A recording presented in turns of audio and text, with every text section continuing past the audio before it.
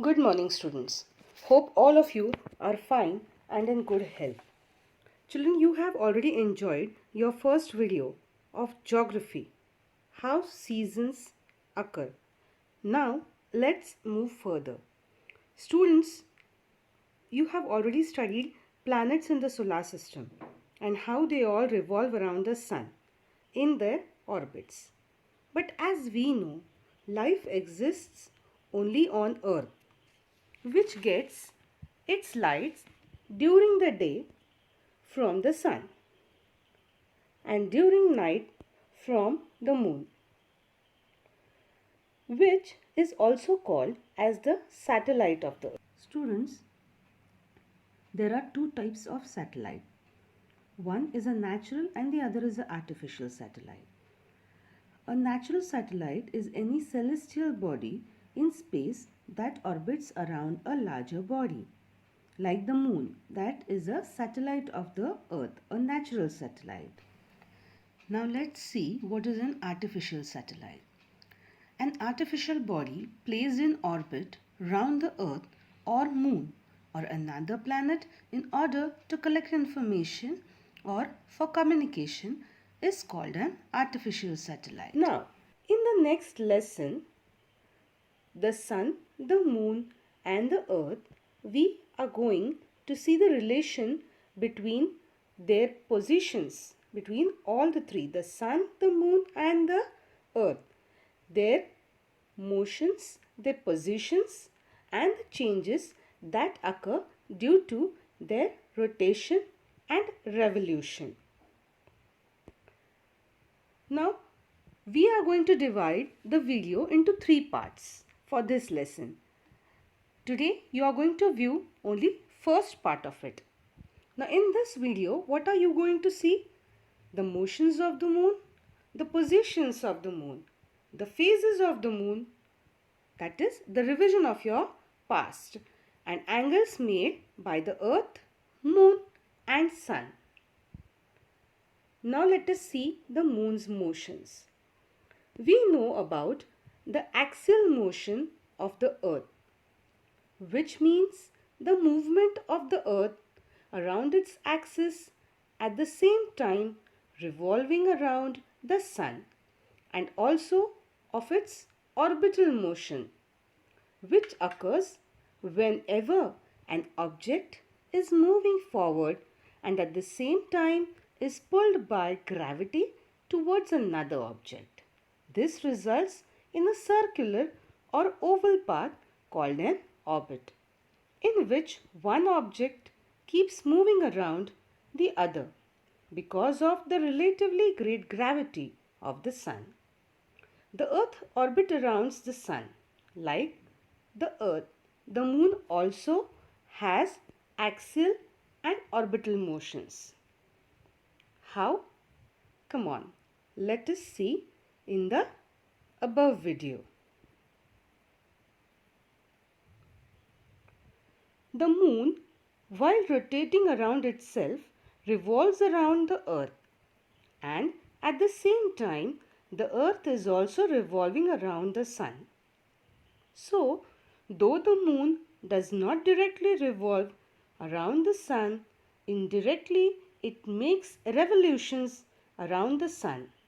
Now the time the moon takes to make one revolution around the earth and one rotation around itself is almost the same, as the moon's axial motion is slower than that of the earth. Understood, children? As the moon's orbit of revolution is also elliptical. Elliptical means a regular oval shape as that of the earth. Hence, the distance of the moon from the earth is not the same everywhere along its orbit while revolving. When it is closest to the earth, when it is closest to the earth, it is said to be in a perigee. And when it is farthest, the position is called an apogee.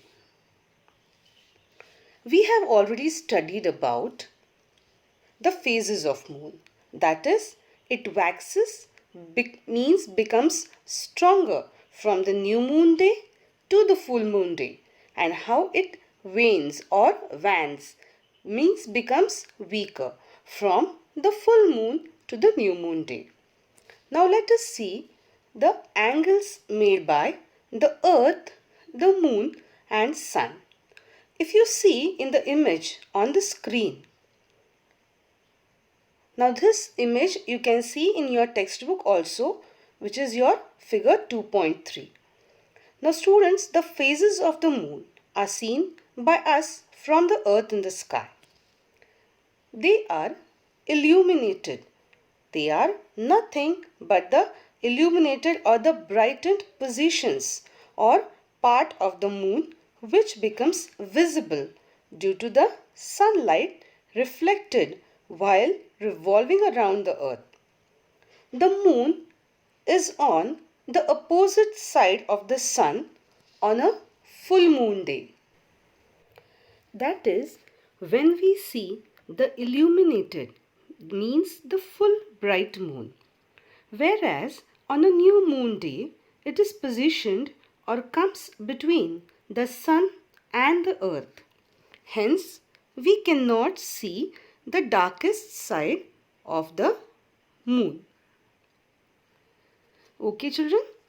Now, if you see the image, when the new moon moves from its position in its orbit clockwise, we all on earth start seeing the different phases of the moon, like the crescent, the quarter, gibbous and full moon.